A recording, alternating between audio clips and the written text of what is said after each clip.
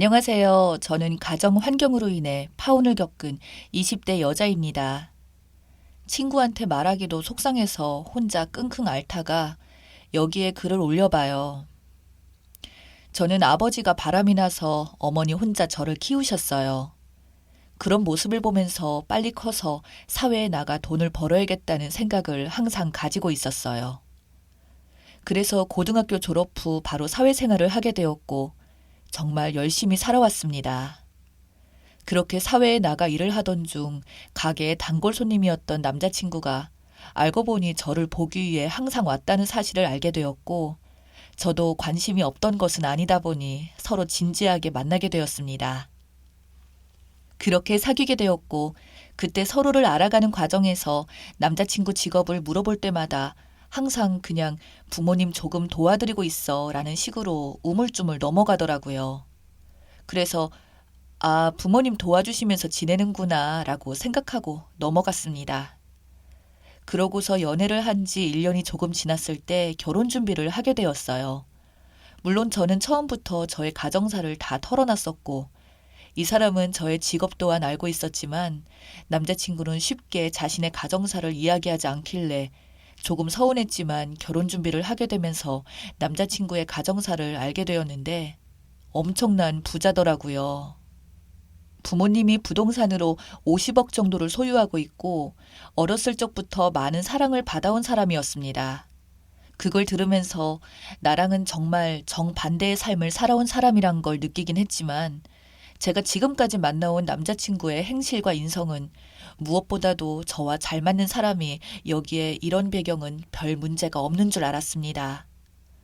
하지만 주변에서 흔히들 배경이 너무 차이가 나면 결혼은 힘들다는 말을 정말 뼈저리게 느끼게 되었네요. 남자친구와 저는 엄마에게 인사를 드리려고 갔고 분위기가 정말 좋았습니다. 20년을 넘게 본 저의 엄마가 그렇게 마음에 들어하는 모습은 처음 봤습니다.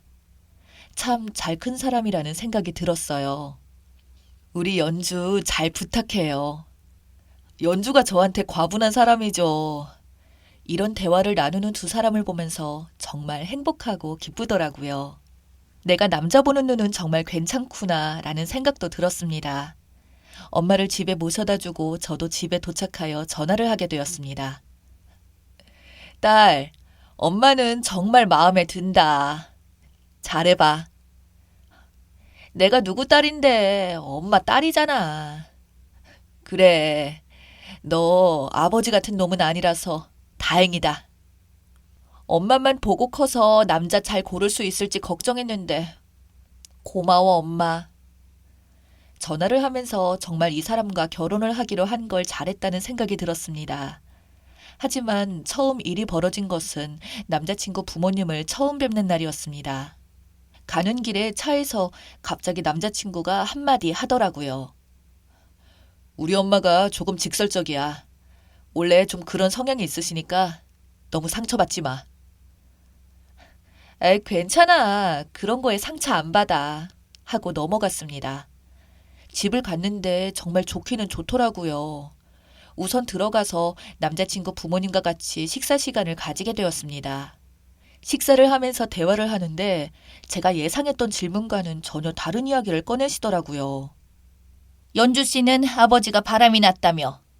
이렇게 물어보는 어머니의 말에 정말 당황했지만 사실이기 때문에 그냥 맞다고 대답했습니다.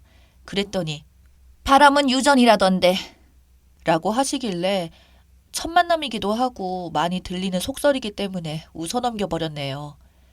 그 말씀 이후로도 분위기도 좋고 나쁘지 않았습니다. 그렇게 남자친구 부모님에게 인사를 드린 뒤 집을 가기 위해 남자친구 차를 타게 되었습니다. 그런데 남자친구가 먼저 얘기를 꺼내더라고요. 아까 조금 불편했지?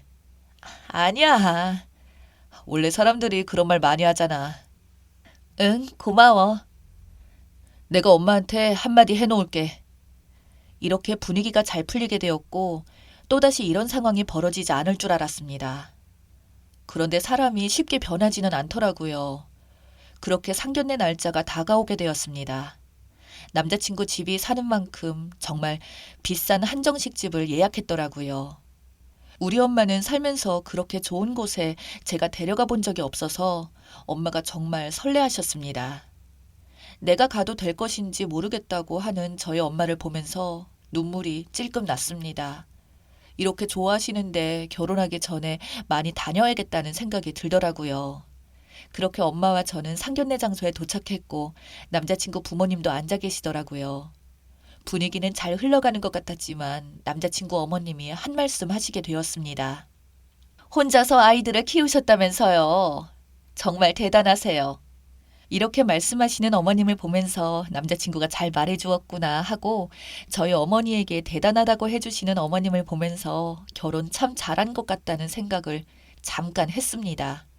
하지만 그 생각조차 포기하게 해주시더라고요. 네, 그래도 딸이 알아서 잘 커준 덕분이죠. 남편이 없어서 힘드셨겠어요. 그런데 왜 바람이 나? 뭔지 살짝 알 것 같긴 하네요. 라고 하시는 어머님을 보면서 이게 무슨 뜻이지? 라는 어이없는 감정이 들었죠. 지금 뭐라고 말씀하시는 거예요? 라고 했더니 하시는 말이 가관이었습니다. 어머, 왜 그러니? 아니, 그냥 내가 남자였어도 바람 피웠을 것 같아서. 지금 저희 어머님한테 남편이 바람 피워도 마땅한 여자라고 하시는 거세요? 제가 화가 나서 쏘아붙이니까 남자친구가 갑자기 저를 말리더라고요. 야, 여기 상견례 자리야. 그만해. 그만해? 야, 우리 엄마한테 저딴 식으로 말하는데 그만하라고? 야, 저딴 식이라니. 이렇게 저희 싸움으로 번지게 되었어요. 남자친구 어머님은 자기가 뭘 잘못했는지도 모른다는 표정을 하고 있었습니다. 제 옆에 있던 저희 엄마는 설렜던 표정은 모두 사라지고 미안한 표정이더라고요. 그 표정을 보는데 제 속에서 열불이 나고 너무 화가 나서 눈물이 나왔지만 꾹 참았습니다. 저에게 어느 누구보다 존경스러운 엄마를 무시하는 사람과 가족의 인연을 맺고 싶지 않더라고요. 그래서 남자친구를 밀치고 남자친구 어머니에게 할 말 다 했습니다. 저희 어머님은 정말 사랑했던 사람에게 배신당하고도 포기하지 않고 자식들을 책임진 대단한 분이세요. 어머님은 얼마나 대단하시길래 그딴 썩은 생각을 가지고 말씀하시는지 모르겠네요. 썩은 생각? 없는 짓 애는 말부터가 라고 하는 어머님의 말씀을 듣고 제 이야기를 계속했습니다. 정우가 어머님이 조금 직설적이라고 했는데 그건 직설적인 게 아니라 경우가 없는 겁니다. 주변 사람들이 아무런 조언도 해주지 않은 것 같은데 주변 사람들은 어머님을 정말 생각하는 사람들인지 한번 돌아볼 필요가 있으신 것 같네요. 어머머머, 너가 내 주변 사람들을 얼마나 안다고 그러니? 할 말은 다 하고 가야 할 것 같아서 그럽니다.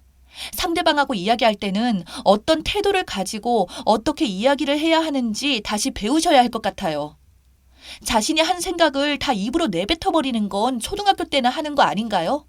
아니, 요즘은 초등학생들도 그렇게 하진 않는 것 같네요. 결혼은 없던 걸로 하죠. 이렇게 말을 한 뒤 저희 어머니를 데리고 나왔습니다. 남자친구는 화가 나는지 화를 엄청나게 내더라고요.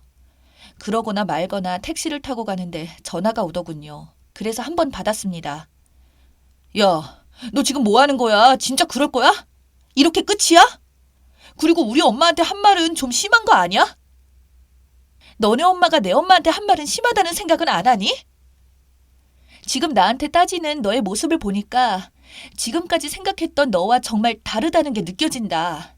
내가 한심하다고 싶을 정도로 후회해. 결혼 안 하겠다고 한 이 선택이 나의 인생 최고의 선택일 것 같아. 이제 연락하지 마. 하고 전화를 끊어버렸습니다. 처음에는 집착하고 가게에도 찾아오더니 제가 끝까지 같은 태도를 보이는 것을 보고는 남자친구도 포기하더라고요. 그렇게 헤어지게 되었습니다. 지금은 저에게 제일 소중한 저희 엄마를 데리고 좋은 곳에도 모시고 다니며 또 다른 행복을 느끼고 있습니다. 사실 엄마는 아직까지도 저에게 미안해하며 너무 속상해하지만 저는 지금 엄마와 함께하는 이 순간이 그 사람과 보낸 시간보다 더 소중한 시간입니다. 자신에게 가장 소중한 사람을 깎아내리는 사람과 결혼하는 행동은 모두 하지 않으셨으면 좋겠네요. 추가 후기 사연이 있어서 읽어드리겠습니다. 그렇게 쉽게 끝날 줄 알았던 이 사람의 어머님과 저의 악연이 참 길게도 이어졌어요. 저희 엄마의 생신이 얼마 남지 않은 날이었습니다. 이번 생일 선물은 조금 돈을 보태서라도 비싼 것을 사드리고 싶어서 백화점에 가게 되었어요. 쇼핑을 하던 중 다리도 아프고 힘들어서 백화점에 있는 카페에 들어가게 되었습니다. 그런데 글쎄 그 사람 어머님의 친구분들로 보이는 사람들과 거기 계시더라고요. 저는 좋지도 않았던 인연 다시 엉키기 싫어서 아는 척하지 않고 지나가는데 갑자기 저를 부르는 겁니다. 아무래도 저를 친구들 앞에서 제게 망신을 주고 싶은 모습이었습니다. 어머, 연주야, 여기서 다 보네? 네, 안녕하세요. 오랜만에 봅니다. 그런데 연주야, 얼굴빛이 많이 안 좋아졌다. 우리 정우가 너 많이 힘들게 했나 보네. 잘 앓으시니 다행이네요. 저와 정우 사이를 갈라놓은 당사자는 얼굴빛이 참 좋은 걸로 봐서 정우가 힘들어해도 아무렇지 않은가 봐요. 안녕히 계세요. 저는 더 이상 드릴 말씀이 없네요. 다시는 아는 척하지 않으셨으면 합니다. 라고 하고서 나왔습니다. 그 뒤로 시어머니가 절 보며 아직도 싸가지가 없다라고 하고 친구분들은 결혼 반대하기를 잘했다며 자기들끼리 제 험담을 하더군요. 그래서 뒤를 돌아가 다시 그분들의 자리로 갔습니다. 역시 제가 생각했던 대로 어머님이나 주변 사람들이나 정말 끼리끼리 노네요. 그리고 어머님 친구분들 정신 차리세요.